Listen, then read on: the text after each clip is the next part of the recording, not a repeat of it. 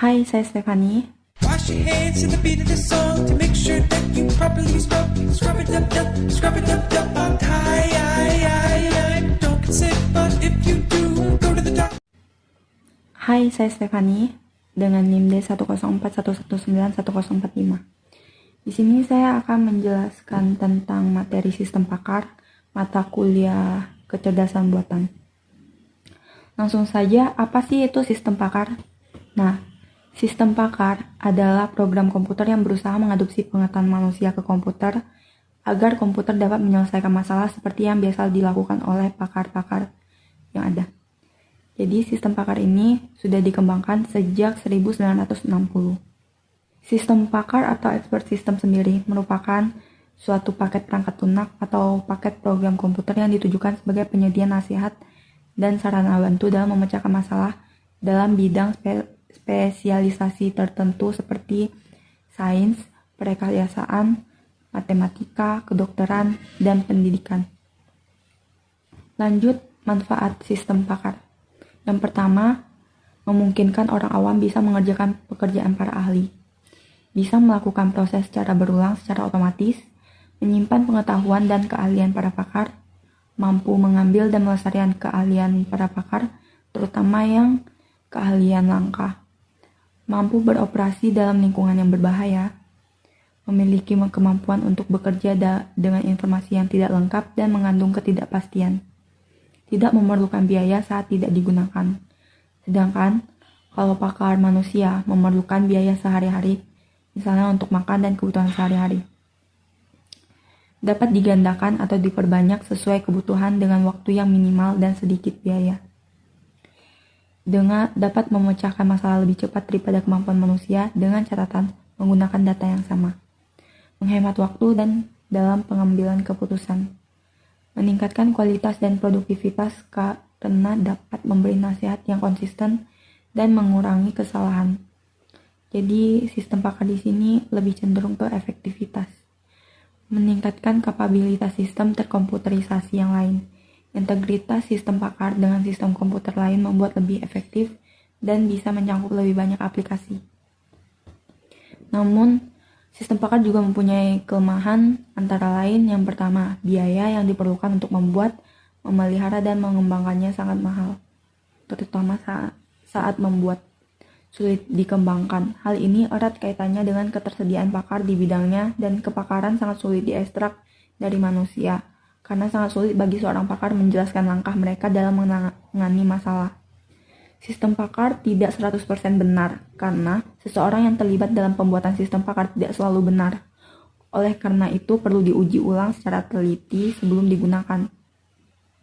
Pendekatan oleh setiap pakar untuk suatu situasi atau problem bisa saja berbeda-beda, meskipun sama-sama benar. Transfer pengetahuan dapat bersifat subjektif dan bias. Kurangnya rasa percaya pengguna dapat menghalangi pemakaian sistem pakar ini. Kemudian, untuk struktur dasar sistem pakar, ada dua bagian pokok, yaitu yang pertama lingkungan pengembangan dan lingkungan konsultasi. Masuk ke yang pertama, lingkungan pengembangan atau development environment digunakan untuk memasukkan pengetahuan pakar ke dalam lingkungan sistem pakar. Sedangkan lingkungan konsultasi atau consultation environment digunakan oleh pengguna yang bukan pakar untuk memperoleh pengetahuan pakar. Macam-macam sistem pakar di sini ada contoh-contoh sistem pakar yang sudah terkenal yang dibuat oleh Edward Shortlife of Stanford University tahun 1960. Kemudian Dendral, Econ atau Excel, Prospector, dan masih banyak yang lain.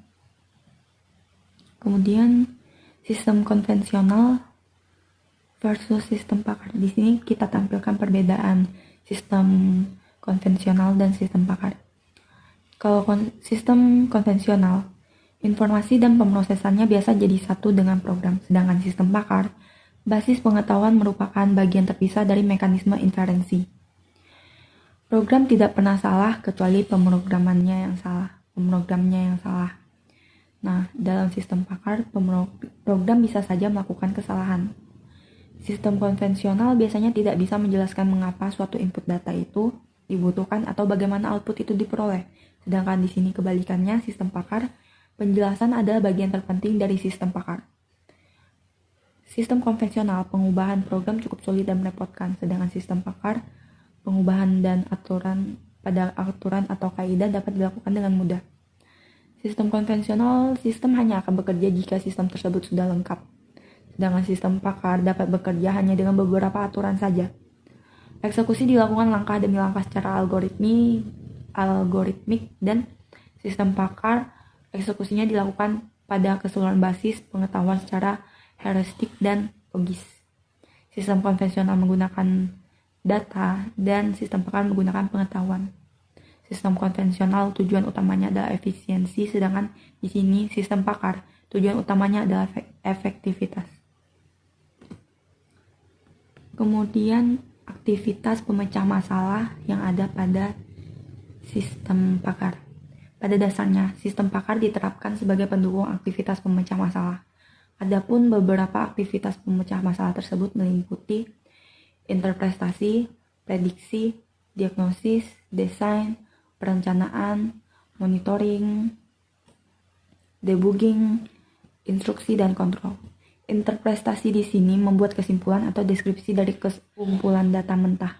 Jadi pengambilan keputusan dari hasil observasi termasuk pengenalan ucapan, analisis citra, interpretasi sinyal, dan lain-lain. Nah, prediksi memproyeksikan akibat-akibat yang dimungkinkan dari situasi-situasi tertentu. Contohnya seperti prediksi demografi, prediksi ekonomi, dan lain-lain.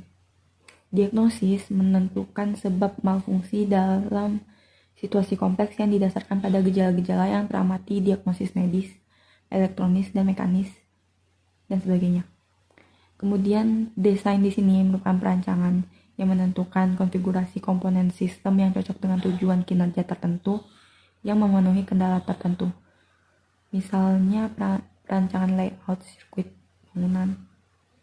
Dalam perencanaan juga penting, misalnya merencanakan serangkaian tindakan yang akan dapat mencapai sejumlah tujuan dengan kondisi awal tertentu. Contoh perencanaan keuangan, militer, dan lain-lain. Debugging menentukan dan menginterpretasikan cara-cara untuk mengatasi malfungsi. Contohnya memberikan resep obat terhadap kegagalan. Instruksi mendeteksi dan mengoreksi defisiensi dalam pemahaman domain subjek. Contohnya melakukan instruksi untuk diagnosis dan debugging. Kontrol mengatur tingkah laku suatu environment yang kompleks. Contoh melakukan kontrol terhadap interpretasi, prediksi, perbaikan, dan monitoring kelakuan sistem. Masuk ke langkah pembuatan sistem pakar. Di sini yang pertama kita lakukan adalah mengidentifikasi masalah dan kebutuhan yang cocok dalam pembuatan sistem pakar. Kedua, menentukan problema yang cocok. Ketiga, mempertimbangkan alternatif. Kemudian menghitung pengembalian investasi. Selanjutnya memilih alat pengembangan. Selanjutnya merekayasa pengetahuan. Kemudian merancang sistem, melengkapi pengembangan, dan menguji dan mencari kesalahan sistem sebelum akhirnya sistem pakar tersebut dapat digunakan. Dan perlu untuk memelihara sistem seperti melakukan pengembangan dan sebagainya.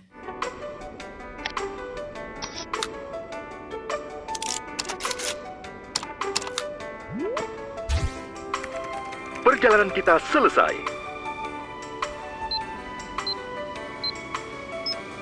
Ayo kita pergi.